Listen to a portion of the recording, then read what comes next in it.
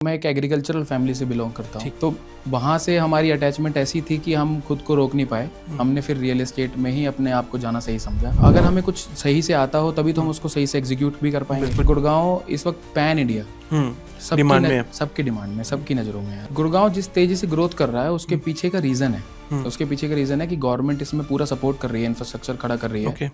वो गुड़गांव को ग्रोथ के लिए बहुत हद तक सपोर्ट कर रहा है। और मैंने काफ़ी बुरा सुना था, काफ़ी लोगों के पैसे डूब गए। मुझे पता नहीं वो इरेगुलराइज था या क्या था, बट काफ़ी ब्रांड्स ने पैसे ले लिए लोगों के और घर नहीं दिए। इसका क्या रीज़न है? इतना जो बढ़ रहा है, आपको क्या लगता है किस डायरेक्शन में जा रहा है गुरुग्राम अभी?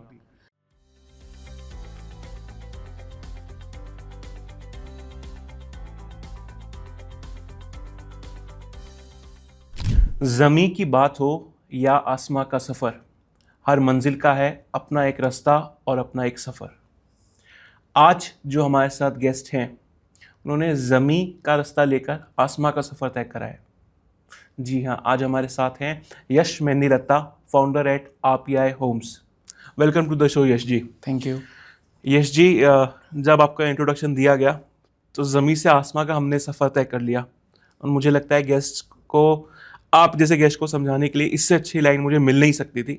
रीज़न बीइंग, ज़मीन से आप जुड़े हुए हैं और RPI होम्स अब आसमान की बुलंदी पे पहुंचा हुआ है।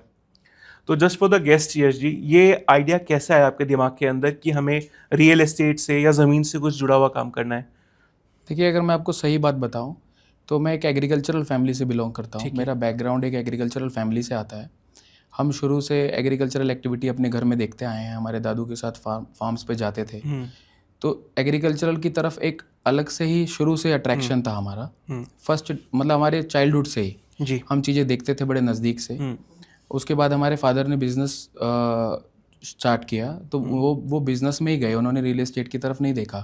बट कहीं ना कहीं हमारी एजुकेशन ख़त्म होने के बाद दिमाग में कुछ चीज़ें ऐसी थी कि हमें उस चीज़ की तरफ एक अट्रैक्शन था ही शुरू से। जी, आपने बताया कि शुरुआत से ही आप अपने दादू के साथ फार्म्स वगैरह और ज़मीन पे रहे हैं, तो उस वजह से उस चीज़ के साथ एक जुड़ाव हमारा शुरू से था।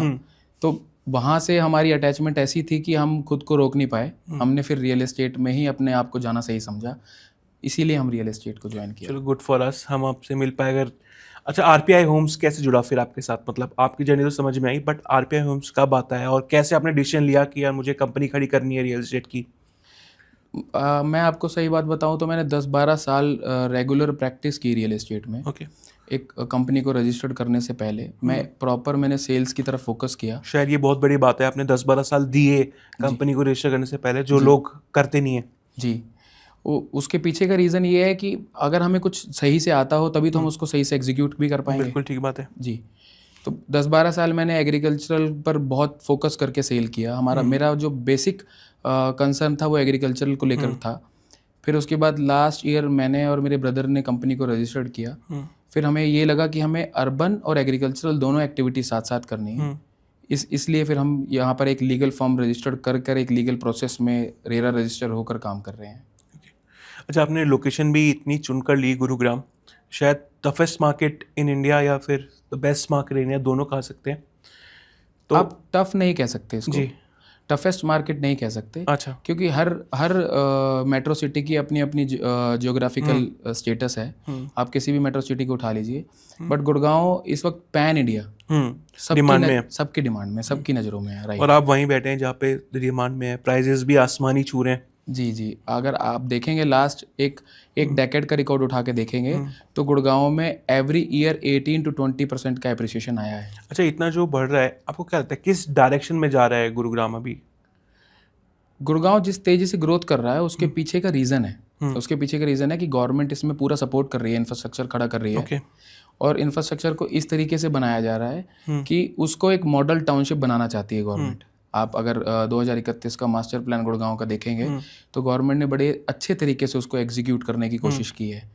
अभी आप ये देखिए कि गुड़गांव के बिल्कुल साथ लगते हुए सोना के साथ बॉम्बे एक्सप्रेसवे स्टार्ट हुआ है रिसेंटली, जो 6 स्टेट्स को जोड़ता है, जो गुड़गांव से ही स्टार्ट हुआ है। इनफैक्ट गुड़गांव डिस्ट्रिक्ट से स्टार्ट हुआ है, जिसके चर्चे तो बहुत ही हुए हैं बॉम्बे एक्सप्रेसवे। जी, वो पूरी दुनिया में लाइमलाइट में रहा है बॉम्बे एक्सप्रेसवे। वो अपने आप में एक अलग एक्सप्रेसवे है और वो गुड़गांव को ग्रोथ के लिए बहुत हद तक सपोर्ट कर रहा है, काफ़ी हद तक आप कह सकते हो, क्योंकि गवर्नमेंट खुद इंडस्ट्रियल एरिया डेवलप कर रही है उसके साथ। और गुड़गांव में रेजिडेंशियल की ग्रोथ का एक दूसरा कारण है कि गुड़गांव के अंदर सभी कंपनीज के कॉर्पोरेट ऑफिसेज हैं। ऑलमोस्ट इंडिया, पैन इंडिया की जितनी भी बड़ी बड़ी कंपनीज हैं, सबके कॉर्पोरेट ऑफिसेज गुड़गांव में रजिस्टर्ड हैं। मेरे अच्छा, जो आप कह रहे थे इंफ्रास्ट्रक्चर, इसी से रिलेटेड मेरा अगला पॉइंट है। अब जैसे इंफ्रास्ट्रक्चर आएगा तो आपको क्या लग रहा है, प्रॉपर्टी तो और अब क्या फ़र्क पड़ने वाला है इसके ऊपर आपके हिसाब से? मतलब अभी टाइम सही है या फिर वेट करना चाहिए इंसान को? देखो, जिस टाइम हम इन्वेस्टमेंट के लिए कैपेबल होते हैं वो राइट टाइम होता है, क्योंकि प्रॉपर्टी हमेशा अप्रिशिएटेड वैल्यू पर ही जाकर स्टैंड करती है। कभी भी प्रॉपर्टी में आपने ऐसा देखा है, लास्ट आप 50 ईयर्स का सिनेरियो उठा के देख लीजिए, कम तो कभी नहीं होती, कभी कम नहीं होती। प्रॉपर्टी के रेट्स हमेशा बढ़ते हैं। अच्छा, प्रॉपर्टी भी जब हम बात कर रहे हैं तो अलग अलग हो जाती हैं, जैसे कि रेजिडेंशियल, जैसे कि कमर्शियल या प्लॉट, ऐसे अलग अलग। तो क्या बेटर ऑप्शन है इसके अंदर अगर हम सोचें यश? देखिए, जो कॉर्पोरेट्स में जॉब करते हैं उनको एक ऐसा एटमॉस्फेयर चाहिए, सेफ एंड सिक्योर। वो अच्छी सोसाइटीज़ में, गेटेड कम्युनिटीज़ में जाना पसंद करते हैं, क्योंकि वो अपनी फैमिली, मतलब आप ये कह सकते हो कि आजकल न्यूक्लियर फैमिली का एक ट्रेंड है। हाँ, बिल्कुल ठीक बात है जी। तो उसके चलते आज की डेट में हर आदमी ये सोचता है कि मैं एक ऐसा घर लूँ जहाँ मेरे फैमिली को पूरा सेफ्टी, सिक्योरिटी, मेरे बच्चों को सेफ्टी मिले। तो इसीलिए गेटेड कम्युनिटीज़ की बहुत ज़्यादा रिक्वायरमेंट है और हमेशा ये बनी रहेगी, कभी भी कम नहीं होने वाली। अब आजकल जैसे इन्वेस्टमेंट चली रही है, आप लोग बता ही रहे हो कि ये, तो फिर आपको क्या लगता है कि दूसरे सिटीज़ से अगर हम कंपेयर करना शुरू करें, जैसे कि मुंबई या बैंगलोर या कोई और मेट्रोपॉलिटन, आप प्रॉपर्टी में कोई इन्वेस्ट कर दे तो रेंटल भी देखता है या वैसे भी देखता है, तो compare to other metro cities आप गुरुग्राम को कहाँ पे रखोगे? देखो, गुड़गांव एक ग्रोइंग सिटी है और फास्ट ग्रोइंग सिटी है। और आप अगर देखेंगे, जैसे आपने बोला अभी कि मुंबई या बेंगलुरु या कैलकाटा, ये जितनी भी मेट्रो सिटीज़ हैं, हर सिटी की अपनी अपनी एक थीम है और पहचान भी है। बट लेकिन गुरुग्राम एक नया ऐसा शहर है जो एक बिल्कुल नए तरीके से बिल्ड किया जा रहा है। शायद मतलब उन सब में से वेल प्लान्ड होगा। वेल प्लान्ड है, राइट। वही मैं कहना चाह रहा था, वही चीज़ मैं समझाना चाह रहा था कि गुड़गांव को इस तरीके से डिज़ाइन किया गया है कि आप ये लगा सकते हो कि बिल्कुल इसका कोई इतिहास नहीं है। इसकी कोई जैसे अब आप अगर मुंबई की बात करते हो तो मुंबई हमारा फाइनेंस कैपिटल है, सारी फाइनेंस एक्टिविटी मुंबई से होती है। आप बेंगलुरु की अगर बात करते हो तो IT हब है, राइट। बट गुड़गांव में ऐसा कुछ भी नहीं था, कोई ऐसा इतिहास नहीं है इसका। ये न्यूली स्ट्रक्चर पर बनाया जा रहा है बिल्कुल, और इसमें जिस तरीके से कनेक्टिविटी गवर्नमेंट इंप्लीमेंट कर रही है उस हिसाब से ये इन सभी मेट्रो सिटीज़ से ज़्यादा ग्रोथ करेगा। और आज भी गुड़गांव की सबसे ज़्यादा डिमांड है पैन इंडिया। शायद जो मैं सोचूं, कंपेयर इन दिल्ली NCR भी, स्टैंडर्ड ऑफ लिविंग शायद सबसे ज़्यादा हाई गुरुग्राम में ही है। हर चीज़ महंगी और बट एक लिविंग है, जैसे एक अच्छे एम्प्लॉयज़ या अच्छे कॉर्पोरेट ऑफिसेज होने की वजह भी हो सकती है। राइट, बिल्कुल आपका सवाल बिल्कुल सही है। और मैं इसमें कुछ ऐड ऑन करना चाहूँगा। कॉर्पोरेट ऑफिसेज तो अपने आप में हैं ही कि कॉर्पोरेट ऑफिसेज की वजह से या बड़ी बड़ी MNCs की वजह से गुड़गांव लाइमलाइट में है। बट इसके पीछे ना एक बहुत बड़ा रीज़न ये भी है कि गवर्नमेंट इनिशिएट ले रही है गुड़गांव को इटसेल्फ डेवलप करने का। अच्छा। 2031 का आप अगर मास्टर प्लान उठाकर देखेंगे तो यहाँ पर ऐसी ऐसी बेसिक रिक्वायरमेंट्स गवर्नमेंट पूरी कर रही है जो आज तक किसी भी मेट्रो सिटी में नहीं है। जैसे थोड़ा बहुत अगर आप बताना चाहो हमें। थोड़ा बहुत मैं आपको बताना चाहूँ तो जैसे गवर्नमेंट ने यहाँ पर हर एरिया को नोटिफाइड करने की कोशिश की है। अभी जैसे गुड़गांव में ग्लोबल सिटी के नाम से आपने सुना होगा बीच में कि गवर्नमेंट एक बहुत बड़ा ग्लोबल सिटी, कॉर्पोरेट सिटी बनाना जा रही है। तो वहाँ पे बेसिकली गवर्नमेंट का इनिशिएट है कि कॉर्पोरेट ऑफिसेज को ही सेटल किया जाए। ओके। बहुत एक्सट्रीम लेवल पर कॉर्पोरेट्स को वहाँ पर लाके गवर्नमेंट सेटअप करना चाह रही है। तो वो उन्हीं बेसिक रिक्वायरमेंट्स को जो गवर्नमेंट पूरा करना चाह रही है, उसी की वजह से गुड़गांव लाइमलाइट में है। Very nice sir. अच्छा, एक चीज़ ये भी है, अब पैसा तो इंसान के पास है बट इंटरेस्ट रेट भी बड़ा हाई हो गया अब 2025 के अंदर। मुझे पता नहीं पिछले साल कितना था। अब करंट सिनेरियो में आपको लगता है कि रियल एस्टेट में इन्वेस्टमेंट करनी चाहिए या फिर इन्वेस्टमेंट के लिए हम कुछ और ऑप्शन भी सोच सकते हैं? रियल एस्टेट में इन्वेस्टमेंट बिल्कुल करनी चाहिए। मैं आपसे बिल्कुल जनरल बात कर रहा हूँ इस वक्त, ये नहीं कि गुरुग्राम या दिल्ली। अगर ऑन जनरल हम देखें इस वक्त, क्या रियल एस्टेट अच्छा इन्वेस्टमेंट रहेगा? नहीं, रियल एस्टेट आप पूरा पास्ट उठा के देखिए, रियल एस्टेट हमेशा से एक अच्छा इन्वेस्टमेंट रहा है और रियल एस्टेट बिल्कुल आने वाले टाइम में भी अच्छा इन्वेस्टमेंट रहेगा। जहाँ तक बैंकिंग का आपने बोला कि इंटरेस्ट का रेट ऑफ इंटरेस्ट जो है उसके हिसाब से हमें रियल एस्टेट में इन्वेस्टमेंट करना चाहिए या नहीं करना चाहिए। ऑन एन एवरेज अगर आप देखोगे तो गुड़गांव के अंदर एवरेज 18 to 20% एप्रिसिएशन हर साल आता है प्रॉपर्टी में, इतना हाइक आता ही है। ओके, अगर आप पूरा सिनेरियो देखेंगे लास्ट 10 ईयर्स का, तो अगर उसको कंपेयर करेंगे बैंकिंग के साथ तो भी इन्वेस्टर प्रॉफिट में है। बिल्कुल ठीक है। अच्छा, अगर कोई फर्स्ट टाइम बायर है, मतलब मैं हूँ और मुझे पहली बार घर लेना है, तो क्या एडवाइजेबल रहेगा कि हम गुरुग्राम को चुनें या कुछ और सिटी या स्टेट ढूंढें? बिल्कुल आप गुरुग्राम को चुन सकते हो। अच्छा। गुरुग्राम एक ऐसी जगह है कि यहाँ आप किसी भी अच्छी रेजिडेंशियल सोसाइटी में इन्वेस्टमेंट करते हो तो आपको कभी भी यहाँ नुकसान नहीं होने वाला, आप हमेशा अप्रिशिएटेड वैल्यू पर रहेंगे। बट आपको एक अच्छे कंसल्टेंसी के साथ वहाँ जाना है। अच्छा, ये कंसल्टेंसी जो बात करते ना, ये मेरा सवाल भी था और ये सवाल एक्चुअली मेरे दिल में भी था और मेरे ख्याल से बहुत सारे व्यूअर्स हैं हमारे जो उनके मन में भी होगा। कंसल्टेंट्स, ब्रोकर, हम कुछ भी कह सकते हैं, बट हम सोचते कभी कभार ये हैं कि हम बच ही जाएं, ना ही कंसल्टेंसी देनी पड़े, ना ही ब्रोकरेज देनी पड़े, या बात ना ही हो। तो इसमें आप क्या एडवाइस करोगे कि इज़ इट हम उन्हें बात करनी चाहिए ब्रोकर से, या अवॉइड करना चाहिए, या मे बी कोई और तरीका लेना चाहिए? देखिए, आपका क्वेश्चन बहुत वाजिब है। यहाँ पर मैं आपको बिल्कुल करेक्ट कहूँगा कि कंसल्टेंसी बिल्कुल लेनी चाहिए और इससे बिल्कुल भी हमें अवॉइड नहीं करना चाहिए। बट आपको ये देखना है कि आपको कंसल्टेंसी जो दे रहा है वो पर्सन कैसा है, उसकी नॉलेज क्या है, वो आपको क्या एडवाइस कर रहा है। अब आप इसका एक एग्जांपल मैं आपको अच्छा दे सकता हूँ कि अगर हम एक जिम ज्वाइन करते हैं और जिम ज्वाइन करने के बाद अगर हम एक पर्सनल ट्रेनर को रखते हैं, तो जो हमें इम्प्रूवमेंट्स शॉर्ट टर्म में मिलती हैं वो हमें साल भर करने से भी नहीं मिल सकती हैं, क्योंकि वहाँ एक प्रॉपर गाइडेंस मिलती है। तो ऑलवेज आपको अगर एक कंसल्टेंसी अच्छी मिलती है तो आपके लिए वो बेनिफिशियरी होती है। हमने बात बहुत बड़ी कर दी कि जब हम इन शरीर पे वहाँ देख रहे हैं, कि ट्यूशन पढ़ते हैं बच्चे, और जब इतनी बड़ी इन्वेस्टमेंट कर रहे हैं तब अगर हम बचें तो इस अच्छा ब्रोकर कैसे ढूंढा जा सकता है? How can we find a good broker? देखो, इसके लिए आपको आज की डेट में अगर आप कहो कि ब्रोकर ढूंढना है तो अब मोदी जी ने जब से डिजिटल इंडिया किया है तब से हर चीज़ बहुत आसान हो गई है। आपके डोर स्टेप पे या आपके फ़ोन में, आपके लैपटॉप पे आप बड़ी इजीली कुछ भी सर्च कर सकते हैं। तो आप इजीली यूट्यूब पे जाके भी सर्च कर सकते हैं। अच्छी अच्छी फर्म्स हैं जो यूट्यूब पे अपने वीडियोस वगैरह बना के डालती हैं और वहाँ से आपको कुछ गाइडेंस मिल सकती है। फिर आप उनको कनेक्ट करके उनकी नॉलेज को साथ में रख करके आप इन्वेस्ट करेंगे तो बहुत आपके लिए बेनिफिशियरी होगा। ये थोड़ी बात आरपीआई की भी करते हैं। So it's a name to reckon in Gurgaon, Delhi, NCR. आगे के क्या एक्सपेंशन प्लान्स हैं? यहीं रहना है या फिर बढ़ रहे हो, या फिर? देखो, ग्रोथ किसको बुरी लगती है? सही बात। तो आगे हमारे प्लान्स हैं और हम कोशिश करेंगे कि डे बाय डे मतलब कि ये हेल्प जो मुझे लगता है गुड़गांव में, because I have met with, जब रिसर्च कर रहा था, I met with many of the people whom you helped and they all had a good word about you and your company, that they are the best people when we talk about real estate. तो मेरा सवाल ये था कि ये experience क्या सिर्फ गुड़गांव के लोगों के पास रहने वाला है, या फिर और लोगों को भी ये सौभाग्य प्राप्त होने वाला है आने वाले टाइम में? नहीं, हमारा बिल्कुल फोकस है एक्सपेंशन पे। हम हम बैकएंड से हमारी पूरी टीम इस पे काम भी कर रही है। अच्छा। कि हम आगे फर्दर एक्सपेंड करना भी चाह रहे हैं, क्योंकि जब तक हम अपने आप को एक्सपेंड नहीं करेंगे तब तक हम लोगों की रीच में कैसे आएंगे? बिल्कुल ठीक बात है। और हमारा सबसे बेटर पॉइंट ये है कि हम आफ्टर सेल सर्विसेज पे बहुत ज़्यादा फोकस करते हैं। तो एक और बात है कि अगर मैं ये बोलूँ कि एक फ्री एडवाइस, तो इट्स पेड, बट अब आप आ गए हो तो will take an advice from you. अगर इन्वेस्टर्स को कोई एडवाइस देनी हो जो रियल एस्टेट में इन्वेस्टमेंट करना चाहते हैं, आप उनको क्या एडवाइस दोगे?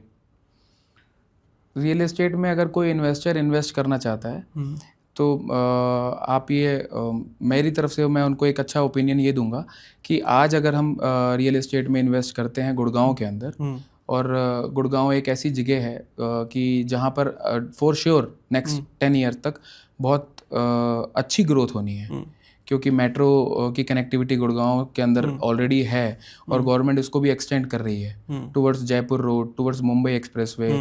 तो यहाँ पे अगर हम आज भी इन्वेस्टमेंट करते हैं तो अभी बहुत कुछ गुड़गांव के अंदर बाकी है। आज अगर हम गुड़गांव के अंदर जाते हैं इन्वेस्टमेंट करने के लिए तो बहुत सारे ऑप्शंस हैं हमारे पास। एक सवाल मेरा ये भी था कि अच्छी बातें तो गुड़गांव के बारे में बहुत करी है हमने कि ये फ्यूचर है और वैसा है, but where there is good there is bad as well. और मैंने काफ़ी बुरा सुना था फ्लड से 2017 या 16 के करीब काफ़ी लोगों के पैसे डूब गए। मुझे पता नहीं वो इरेगुलराइज था या क्या था, बट काफ़ी ब्रांड्स ने पैसे ले लिए लोगों के और घर नहीं दिए। इसका क्या रीज़न है और ये कैसे अब चेंज हो गया है या फिर सेम अभी भी सोच के लेने वाली बात है? देखिए ये सवाल आपका बहुत अच्छा है। इसका एक बहुत सटीक मैं आपको जवाब दूंगा जो सबको समझ में भी आएगा। जो हमारे लिसनर्स हैं वो अच्छे से उसको रिलेट भी कर पाएंगे अपने साथ, जिनके साथ ये सब चीज़ें हुई हैं। एक्चुअली पहले रेगुलराइज नहीं थी चीज़ें। ओके। और एक रेरा अथॉरिटी का उन्होंने गवर्नमेंट ने एक रेरा का प्लेटफॉर्म नहीं बनाया हुआ था। जिसमें बिल्डर खुद को रजिस्टर करता था, अपने एक टाइमलाइन देता था कि मैं कंस्ट्रक्शन को इस टाइम चालू करके इस टाइम इसको पूरा कर दूंगा और डिलीवरी दे दूंगा क्लाइंट्स को, या जो भी बायर्स हैं मेरे, मैं उनको प्रॉपर्टी दे दूंगा। ऐसे कोई नॉर्म्स नहीं हुआ करते थे पहले। बस बिल्डर लाइसेंस लाते थे और लाइसेंस लाने के बाद प्रॉपर्टी को सेल करना चालू कर देते थे। उस समय बिल्डर्स ने एक साथ बहुत सारे प्रोजेक्ट चालू कर दिए। उसके बर्डन की वजह से वो टाइमली कोई भी चीज़ डिलीवर नहीं कर पाए। इन सब चीज़ों को देखते हुए गवर्नमेंट ने एक अथॉरिटी, रेरा अथॉरिटी बनाई। उसके बाद आपको हर चीज़ उसमें डिस्क्लोज करनी पड़ती है from the very first day कि राइट टाइम ये है मेरे प्रोजेक्ट के स्टार्ट होने का और मैं प्रोजेक्ट को डिलीवर इस टाइम पे कर दूंगा। उसमें आपको मुश्किल से एक एक्सटेंशन मिलता है। तो आपको जो जितने भी बायर्स हैं उनके लिए सेफ्टी है रेगुलराइज होने के बाद कि उनको कोई भी किसी भी प्रॉपर्टी में, किसी भी प्रोडक्ट में वो पैसा खर्च कर रहे हैं तो उनको गवर्नमेंट के एंड से एक सेफ्टी और सिक्योरिटी है कि उनको टाइमली वो प्रॉपर्टी डिलीवर की जाएगी बिल्डर के एंड से। मतलब बेसिक हमें रेरा देखना ही है तभी लेना है, बिना देखे नहीं लेना। राइट, बिना रेरा देखे हमें कोई भी प्रॉपर्टी परचेज नहीं करनी है। वेरी वैल्यूएबल एडवाइस यश। अच्छा, एक और सवाल था इसी डायरेक्शन में था।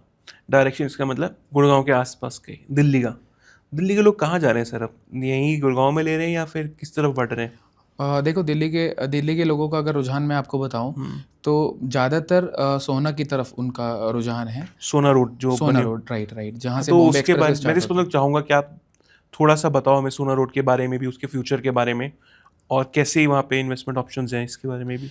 रिसेंटली गवर्नमेंट ने गुड़गांव से सोना को एक एलिवेशन रोड दिया है। अच्छा। जो अपने आप में एक बहुत बड़ी सौगात है। उस कनेक्टिविटी की वजह से आज अगर आप सोना जाना चाहें तो हार्डली आपको राजीव चौक से आप अगर एलिवेशन पे ड्राइव करते हैं तो हार्डली आपको 15 to 20 मिनट्स लगते हैं सोना पहुंचने में। यही सब चीज़ें पहले एक डेढ़ घंटे में होती थी। तो ट्रैवल करना थोड़ा टफ होता था। आज ट्रैवल करना बड़ा इजी है। इसके साथ साथ फिर गवर्नमेंट ने कुछ रेजिडेंशियल सेक्टर अनाउंस किए सोना में। लगभग 34-35 सेक्टर हैं जो सोना के अंदर गवर्नमेंट के एंड से डेवलप किए गए मास्टर प्लान के अकॉर्डिंगली।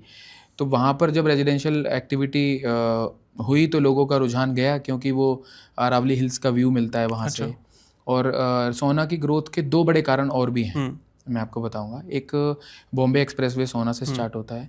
दूसरा रिसेंटली अभी 2 इयर्स पहले गवर्नमेंट ने एक जंगल सफारी का अनाउंसमेंट किया था, अगर आपने सुना हो तो। मैं अंदाज़ा नहीं सर, थोड़ा जंगल सफारी है सोना के पास? जी हाँ जी, सोना के बिल्कुल एडजॉइनिंग 15 किलोमीटर के रेडियस में गवर्नमेंट खुद एक जंगल सफारी इस्टेब्लिश कर रही है टूरिज्म के लिए और पूरा अरावली इसके ऊपर इसको डेवलप किया जा रहा है। तो इस वजह से भी लोगों का रुझान है। ओके। फिर आप सोना जब क्रॉस करेंगे तो एक IMT सोना के नाम से गवर्नमेंट ने रिसेंटली एक नया IMT हब बनाया है। इंडस्ट्रियल मैन्युफैक्चरिंग टाउनशिप है। और वहाँ पूरा इलेक्ट्रॉनिक क्लस्टर गवर्नमेंट डेवलप कर रही है, जिसमें से एक चाइना की फैक्ट्री अभी रिसेंटली कंस्ट्रक्शन स्टार्ट कर चुकी है वहाँ पे, और 2 बड़ी कंपनियां ताइवान और एक हिताची वो भी अंडर प्रोसेस है वहाँ पे। अरे वाह। तो वहाँ मतलब it's a very good coming investment option अगर हम सोना की भी बात करें। जी राइट। आप सोना को आप प्रायोरिटी पे रख सकते हैं। अच्छा। हाँ जी। ये मुझे लगता है कि नई बात पता चली, क्योंकि अब तक हम गुड़गांव की बात कर रहे थे। Sohna is also an upcoming option, that's very good to hear. अच्छा यश, ये तो बात हुई करोड़ों की, थोड़ी अफोर्डेबिलिटी की बात कर सकते हैं क्या? आजकल सुनने में आया है कि अफोर्डेबल होम्स भी हैं, तो वो ऑडियंस जो अभी इतनी स्काई हाई इन्वेस्टमेंट्स नहीं कर सकती, उनके लिए क्या करा जा सकता है या वो क्या सोच सकते हैं? गवर्नमेंट की एक बहुत अच्छी पॉलिसी है अफोर्डेबल होम की। अच्छा। उसमें बेसिकली गवर्नमेंट के एंड से लोअर मिडिल क्लास लोगों के लिए एक बहुत अच्छी पॉलिसी है, जिसमें एक उनको पेमेंट प्लान मिलता है रेरा के अकॉर्डिंगली। अच्छा। और बड़े अफोर्डेबल होम्स मिलते हैं। अगर आप 1 RK की बात करें तो उसकी एवरेज कॉस्ट 18 से 20 लाख रुपए के आसपास आती है, और अगर 2 RK की बात हम करते हैं तो 25 लाख के नियर अबाउट होता है। तो एक स्मॉल फैमिली को, एक लोअर मिडिल क्लास फैमिली को उनका एक आशियाना मिलता है बहुत अच्छा, जिसमें उनको एमिनिटीज़ मिलती हैं। एक हाई राइज सोसाइटी होती है, जो एक गेटेड कम्युनिटी भी आप बोल सकते हो कि होती है। तो लोगों के लिए बड़ा सहूलियत हो गई है मकान खरीदना, जस्ट बिकॉज ऑफ गवर्नमेंट की पॉलिसीज़ हैं, और उन पॉलिसीज़ को इम्प्लीमेंट करके बिल्डर काम भी कर रहे हैं, और सब कुछ रेरा के अकॉर्डिंगली होता है, तो टाइमली डिलीवर्ड होती हैं। नाइस। अच्छा, ये सवाल मुझे अपने अगले सवाल पे ले जाता है कि जब हम कोई प्रॉपर्टी लेने जाते हैं तो वो 2 स्टेट में मिल सकती है, या तो वो अंडर कंस्ट्रक्शन है या रेडी टू मूव इन है। अब ये सवाल आधे लोगों के मन में हमेशा रहता है कि यार अंडर कंस्ट्रक्शन में जाऊँ या रेडी टू मूव इन में जाऊँ। क्या इसका कोई जवाब है डायरेक्ट? हाँ जी, बिल्कुल है। अगर आप अंडर कंस्ट्रक्शन की बात करते हो, तो अंडर कंस्ट्रक्शन प्रॉपर्टी गुड़गांव के अंदर वो हैं आज की डेट में, अगर हम बात करें, जिनको नई एमिनिटीज़ के साथ, नए लैंडस्केपिंग के साथ और नए गवर्नमेंट के नॉर्म्स के साथ बनाया जा रहा है, जिसमें बहुत सारी सुविधाएं ऐसी दी जा रही हैं कि आपको डबल हाइटेड लॉबी दी जा रही है, उन बिल्डिंगों को भूकंप रोधी बनाया जा रहा है, उनका इंफ्रास्ट्रक्चर थोड़ा स्ट्रॉन्ग है पहले के मुकाबले। अगर उसमें पेमेंट प्लान का भी ऑप्शन मिलता है इन्वेस्टर को। अंडर कंस्ट्रक्शन में बिल्डर के एंड से एक पेमेंट प्लान ऑफर किया जाता है, तो आपको एक अच्छा घर वो डिलीवर करने की कोशिश कर रहे हैं गवर्नमेंट के नॉर्म्स के साथ, जो आने वाले 4-5 सालों में आपको डिलीवर किया जाएगा। जो अंडर कंस्ट्रक्शन में जाना चाहते हैं उनके लिए भी अच्छी अपॉर्चुनिटीज़ हैं, और रेडी टू मूव उन लोगों के लिए ज़्यादा प्रेफरेबल है जो ऑलरेडी गुड़गांव के अंदर सेटल्ड हैं, बट अपना एक घर लेने के लिए सोच रहे हैं और रेंटेड प्रॉपर्टी पे वो रह रहे हैं। जितना वो रेंट बेयर कर रहे हैं, उतनी ही EMIs पे वो अपना खुद का आशियाना बना सकते हैं। Thank you Yash. I believe ये काफ़ी क्वेरीज थी हमारी जो आपने सॉल्व कर दी, and hopefully you have enjoyed the show as well. Yes, for sure. और मुझे ऐसा लगता है कि पब्लिक को भी अच्छा लगा होगा। हमने बात करी गुरुग्राम के ऊपर, गुरुग्राम के अलावा सोना रोड के ऊपर, आप ये समझ पाए कि आपके लिए बेटर ऑप्शन क्या हो सकता है। हमने बात करी यश के स्टार वेंचर RPI होम्स के बारे में। मुझे लगता है कि अगर आपका कोई भी रियल एस्टेट से रिलेटेड क्वेश्चन हो तो आप डायरेक्टली पिच इन कमेंट में भी कर सकते हैं, and will ask Yash to answer it. And if there are any other thoughts you can always directly reach RPI homes team. I hope you have enjoyed the show. See you next time.